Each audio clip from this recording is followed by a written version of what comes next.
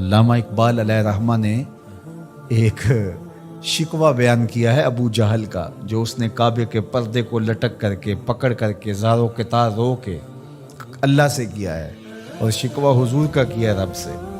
ابو جہل نے کہا کہ اس نے قریش کی عزت کو، ہمارے تفاخر کو خاک میں ملا دیا ہے، اور میرا سینہ بڑا زخمی ہو گیا ہے۔ در نگاہ او یکے بالاؤ پست، با غلام خیش بر یک خان نشست، کہ اس کی تو نظر میں اونچ نیچ ہے ہی نہیں، یہ تو غلام کے ساتھ بیٹھ کے کھانا کھا لیتا ہے، تو اگر یہ دین یہ لے کر آیا ہے تو پھر قریش کا وقار کدھر جائے گا؟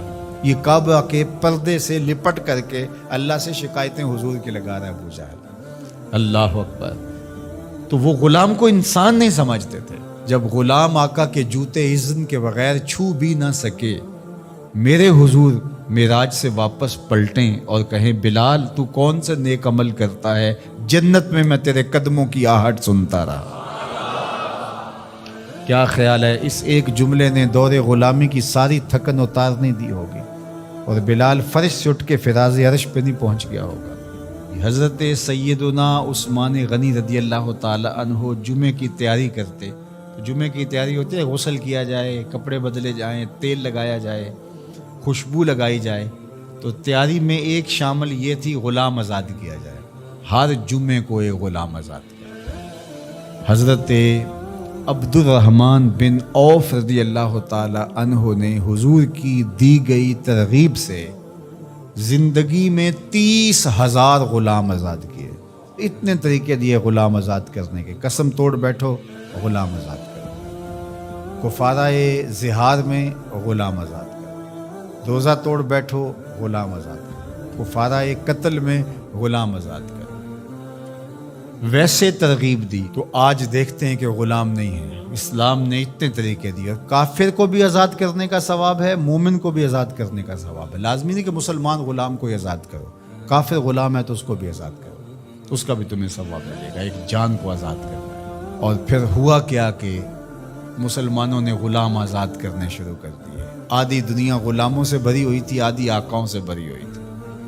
اب غلام آزاد ہو گئے اور وہ امتیاز بندہ و آقا ختم ہو گیا، ایک صالح پاکیزہ معاشرت وجود میں آئی، اور وہ وقت زمانے نے دیکھا کہ حضرت عمر رضی اللہ تعالی عنہ نے مکے کے گورنر کو بلایا کسی کام کے لیے مدینے، تو انہیں پوچھا کہ اپنے پیچھے کس کو اپنا قائم مقام گورنر بنا کے آئے ہو؟ تو انہوں نے کہا ابن ابزے کو۔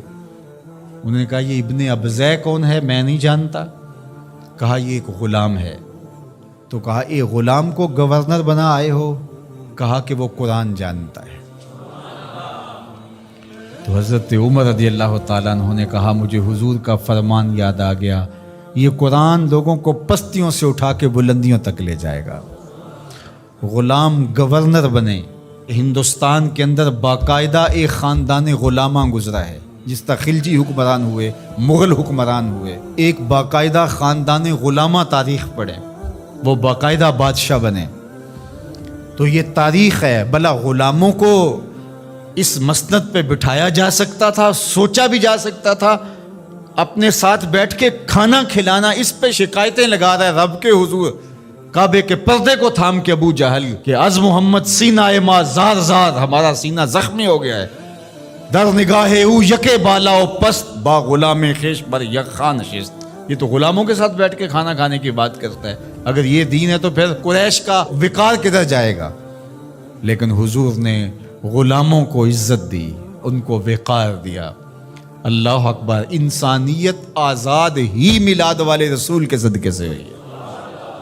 انسان غلامی کی زنجیروں میں جکڑا ہوا تھا، انسانیت کو غلامی سے آزادی دی ہے تو میلاد والے محمد عربی نے دی ہے۔ تو ہم کیوں نہ پھر حضور پہ درود پڑھیں اور کیوں نہ حضور کا ذکر خیر کریں۔